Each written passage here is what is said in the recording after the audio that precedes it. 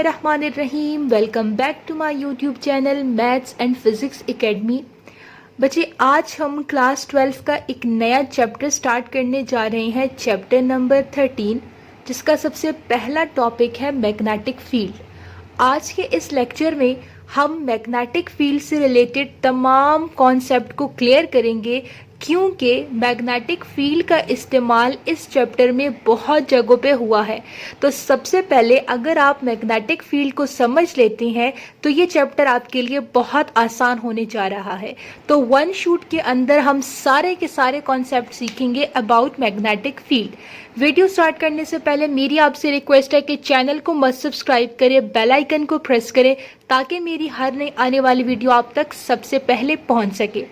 बेटे, सबसे पहले टेबल ऑफ कंटेंट देखें कि आज के लेक्चर में हम कौन कौन से टॉपिक कवर करने जाएंगे। सबसे पहले हम स्टडी करेंगे कि मैग्नेटिक फील्ड किसे कहते हैं, फिर मैग्नेटिक फील्ड स्ट्रेंथ क्या होती है, मैग्नेटिक फील्ड लाइन से क्या मतलब है आपका, मैग्नेटिक फील्ड कौन सी क्वांटिटी है, इसका यूनिट क्या है, what are the properties of magnetic field, और आप मैग्नेटिक फील्ड की डायरेक्शन को कैसे फाइंड आउट कर सकते हैं। आज के लेक्चर में हम ये तमाम कॉन्सेप्ट्स क्लियर करेंगे। तो विदाउट वेस्टिंग एनी टाइम चलिए स्टार्ट करते हैं आज का लेक्चर। बच्चे, इससे पहले आप दो कॉन्सेप्ट सीख चुके हैं। एक कॉन्सेप्ट आता है आपके पास इलेक्ट्रिक फील्ड का, और एक कॉन्सेप्ट आपके पास आता है ग्रेविटेशनल फील्ड का। ये दोनों कॉन्सेप्ट आप सीख चुके हैं। अगर ये कॉन्सेप्ट आपको अच्छे से आते हैं तो मैग्नेटिक फील्ड को समझना कोई मुश्किल नहीं है। इलेक्ट्रिक फील्ड में क्या होता है कि हम एक चार्ज की बात करते हैं कि चार्ज के इर्द गिर्द का वो रीजन कि अगर उस रीजन के अंदर किसी दूसरे चार्ज को लेकर आओगे तो वो या तो इस पे फोर्स ऑफ अट्रैक्शन लगाएगा या फोर्स ऑफ रिपल्शन लगाएगा। फॉर एग्जांपल, आपके पास दो चार्जेस होते हैं, या पॉजिटिव या नेगेटिव। लेट्स से मैंने यहाँ पे पॉजिटिव चार्ज कंसिडर कर लिया। अब इस चार्ज के इर्द गिर्द एक स्पेसिफिक रीजन होता है, ठीक है। इस रीजन के अंदर आप अगर कोई और चार्ज लेकर आते हैं, लेट्स से मैं यहाँ पे एक नेगेटिव चार्ज लेकर आ गई इस रीजन के अंदर, तो अब ये पॉजिटिव चार्ज इस पे फोर्स ऑफ अट्रैक्शन लगाएगा, क्योंकि ऑपोजिट चार्जेस हैं तो ये एक दूसरे को अट्रैक्ट करेंगे। सिमिलरली अगर आप कोई प्लस क्यू वाला चार्ज लेकर आते तो ये इसको फोर्स ऑफ रिपल्शन शो करता, क्योंकि दोनों ऑपोजिट चार्जेस हैं। ये फोर्स ऑफ अट्रैक्शन और रिपल्शन तब होगा जब इस रीजन के अंदर आप कोई दूसरा चार्ज लेकर आओगे।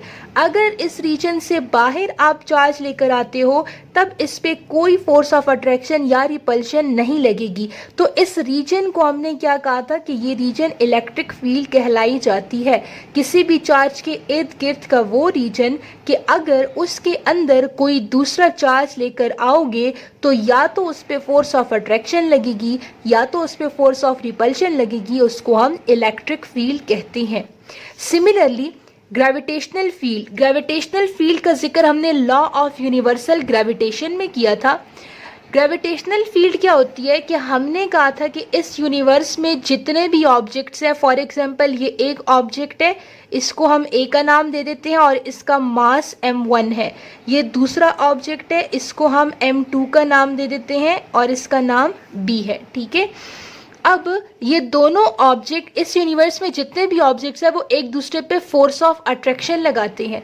ये ऑब्जेक्ट इसको अट्रैक्ट करेगा, ये ऑब्जेक्ट इसको अट्रैक्ट करेगा, लेकिन ये इनको अट्रैक्ट कब करेगा। फॉर एग्जांपल मैं इस ऑब्जेक्ट की बात करती हूँ, तो इस ऑब्जेक्ट के इर्द गिर्द एक स्पेसिफिक रीजन है, ठीक है। अगर ये सेकेंड ऑब्जेक्ट इस रीजन के अंदर मौजूद होगा तब ये फर्स्ट ऑब्जेक्ट इस पे फोर्स ऑफ अट्रैक्शन लगाएगा। लेकिन अगर ये इसके रीजन से बाहर हुआ, जैसा कि इस केस में है, इस रीजन से बाहर है, तो अब ये इस पे कोई फोर्स ऑफ अट्रैक्शन नहीं लगाएगा। तो किसी भी ऑब्जेक्ट के इर्द गिर्द का वो रीजन कि उस रीजन के अंदर वो दूसरे ऑब्जेक्ट्स के ऊपर फोर्स ऑफ अट्रैक्शन लगाता है, उस रीजन को हम ग्रेविटेशनल फील्ड कहते हैं। सिमिलरली मैग्नेटिक फील्ड भी बिल्कुल आपके पास इसी तरह की फील्ड होती है। मैग्नेटिक फील्ड में हम मैग्नेट्स की बात करते हैं। फॉर एग्जांपल ये एक मैग्नेट है, ये इसका नॉर्थ पोल है, ये इसका साउथ पोल है। इस मैग्नेट के इर्द गिर्द स्पेसिफिक रीजन होता है। इस रीजन के अंदर आप अगर कोई दूसरा मैग्नेट लेकर आओगे तो या तो ये वाला मैग्नेट उसको फोर्स ऑफ रिपल्शन शो करेगा या फोर्स ऑफ अट्रैक्शन शो करेगा। इस स्पेसिफिक रीजन को हम क्या कहते हैं, मैग्नेटिक फील्ड कहते हैं। मैग्नेटिक फील्ड क्यों कहते हैं, क्योंकि ये मैग्नेट के इर्द गिर्द का रीजन है, और अगर ये मैग्नेट के इर्द गिर्द का रीजन है तो इसलिए हम इसको मैग्नेटिक फील्ड कहते हैं। अब फोर्स ऑफ अट्रैक्शन और रिपल्शन कब होगी, फॉर एग्जाम्पल ये इधर साउथ पोल है और आप एक और मैग्नेट लेकर आते हो जिसका साउथ इस साइड पे है, नॉर्थ इस साइड पे है, चूंकि दोनों सेम हो गए और सिमिलर रिपेल ईच अदर, तो अब ये इसको रिपल्शन शो करेगा। और अगर हम ऐसे कर दें कि अब यहाँ मैं साउथ कर दूं, यहाँ मैं नॉर्थ कर दूं, तो ये इधर नॉर्थ है, यहाँ साउथ है, तो अब ये इसको फोर्स ऑफ अट्रैक्शन शो करेगा। तो किसी भी मैग्नेट के इर्द गिर्द का वो रीजन कि अगर उस रीजन के अंदर कोई दूसरा मैग्नेट लेकर आओगे और वो उस पर या तो फोर्स ऑफ अट्रैक्शन लगाएगा या फिर फोर्स ऑफ रिपल्शन, तो उस रीजन को हम मैग्नेटिक फील्ड कहते हैं। एक और चीज भी बेटे आपने अपनी जहन में रखनी है, वो ये कि जब भी चार्जेस जो होते हैं, चार्जेस वो मोशन करते हैं, ठीक है, चार्जेस इन मोशन, जब भी चार्जेस मोशन में होते हैं, अब चार्जेस कौन कौन से, या तो पॉजिटिव या तो नेगेटिव, जब भी चार्जेस मोशन में होते हैं तो उनके इर्द गिर्द मैग्नेटिक फील्ड डिवेलप हो जाता है, ठीक है। Charges in motion induces magnetic field, ठीक है, charges in motion induces magnetic field. ये बेटे आपने याद रखना है कि जब भी चार्जेस मोशन में होंगे तो वहां पर मैग्नेटिक फील्ड इंड्यूस हो जाएगी। क्लियर हो गया। अब इसको स्टार्ट करते हैं थ्योरी से। Magnetic field definition, region around a magnetic और current carrying wire in which it attract or repel other magnetic materials are called magnetic field। किसी भी मैग्नेट या फिर current carrying wire, current carrying wire क्या होता है इसको हम आगे जाके डिस्कस करेंगे, अभी आपने इस पे कंफ्यूज नहीं होना। आप अभी सिर्फ मैग्नेट को माइंड में रखें कि किसी भी मैग्नेट के इर्द गिर्द का वो रीजन के या तो उस पर फोर्स ऑफ अट्रैक्शन लगाई जाए या तो उस पर फोर्स ऑफ रिपल्शन लगाई जाए, तो ऐसे रीजन को हम मैग्नेटिक फील्ड कहते हैं।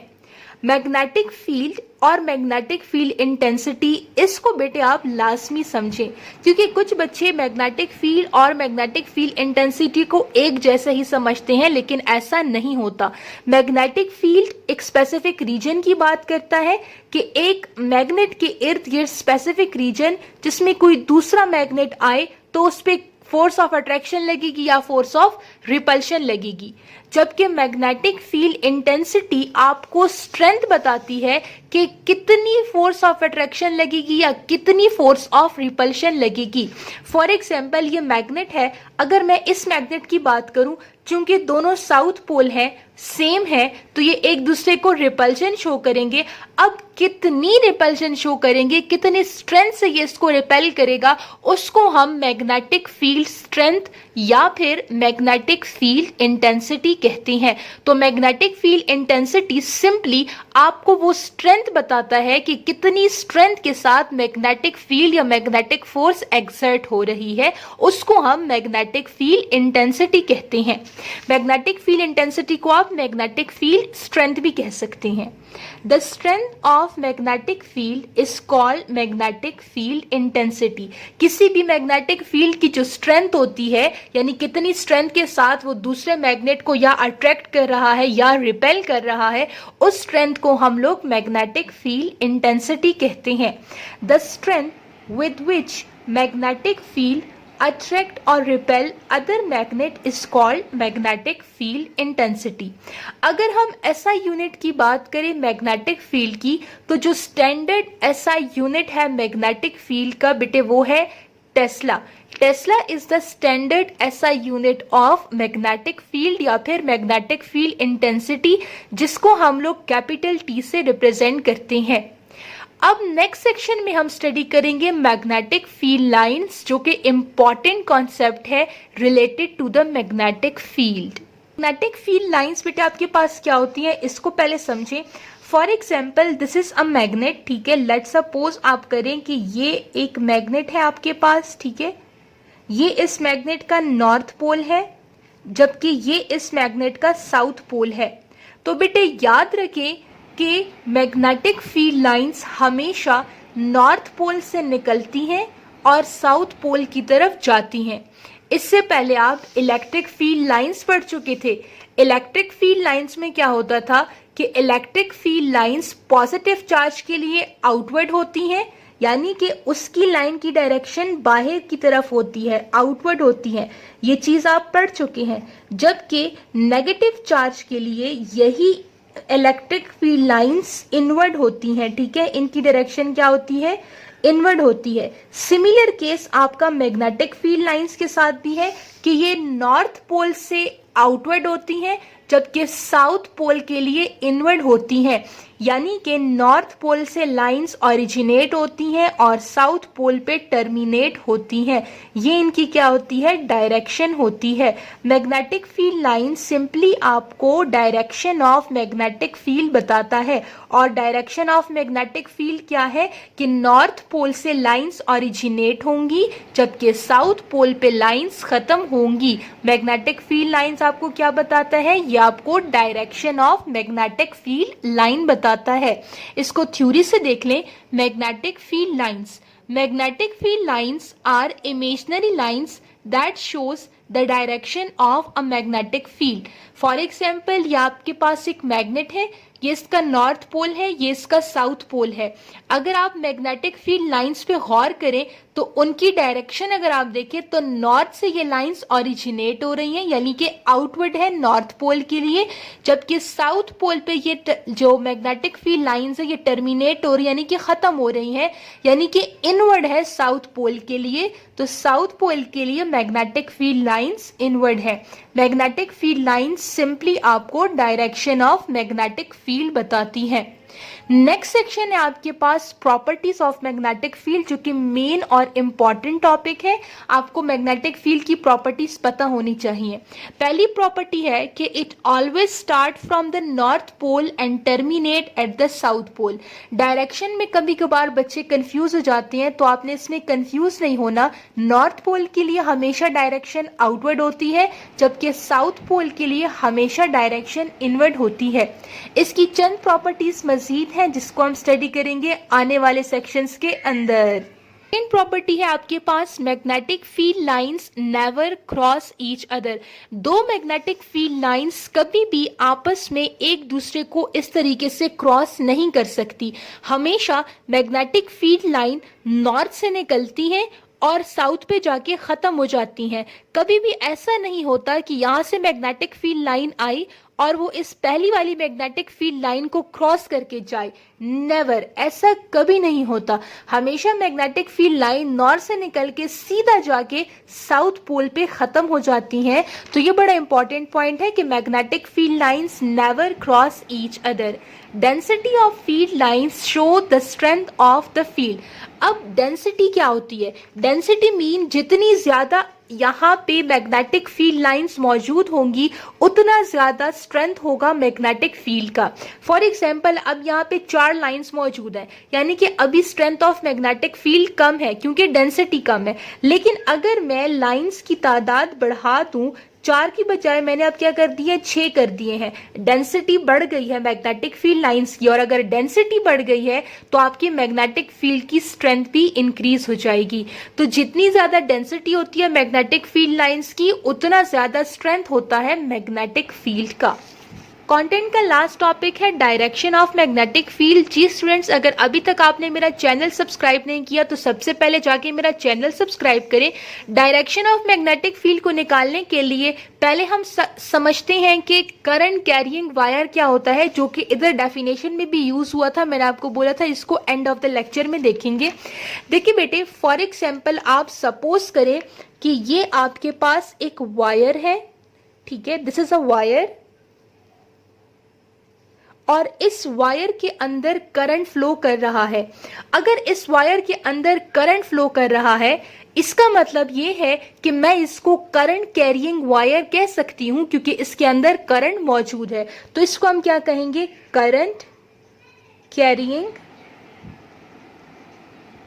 वायर। करंट कैरिंग वायर हम क्यों कह रहे हैं, क्योंकि इसके अंदर करंट फ्लो कर रहा है। अगर इसके अंदर करंट फ्लो कर रहा है, करंट कहाँ से आया?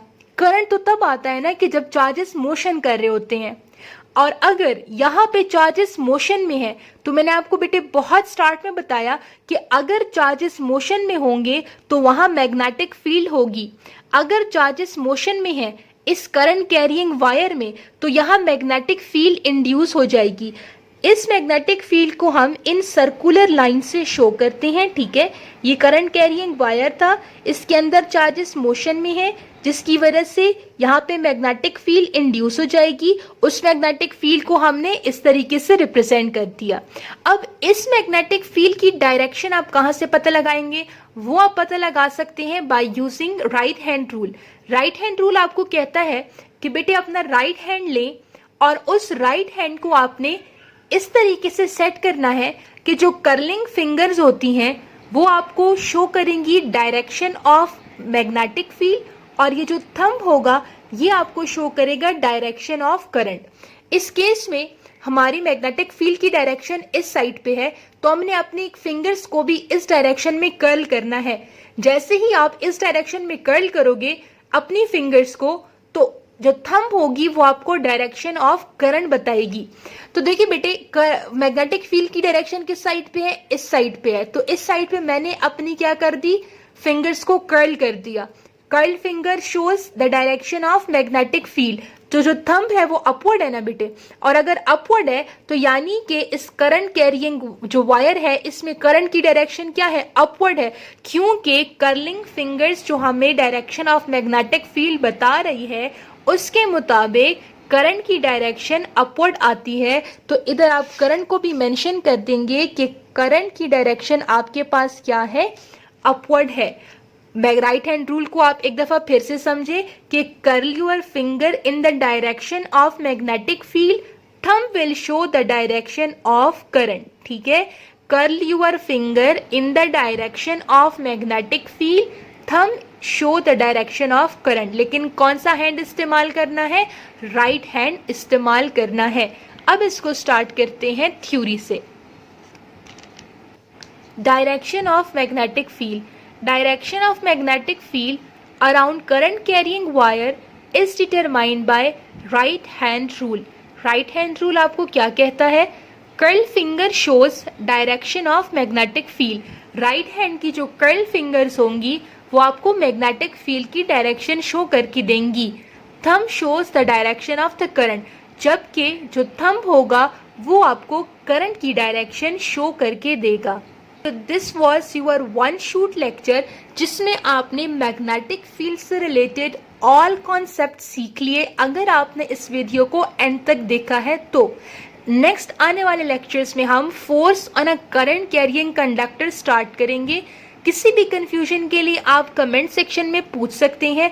पहले चैप्टर के तमाम लेक्चर्स मेरे चैनल पे अपलोड हैं। अगर आपको किसी भी किस्म की कंफ्यूजन है तो आप मेरे चैनल पर जाके चैप्टर 12 के लेक्चर्स सुन सकते हैं। चैनल को सब्सक्राइब करें, बेल आइकन को प्रेस करें। मिलेंगे आपसे नए लेक्चर में नए एग्जाम नोट्स के साथ। तब तक के लिए अपना बहुत सारा ख्याल रखें। अल्लाह हाफिज़।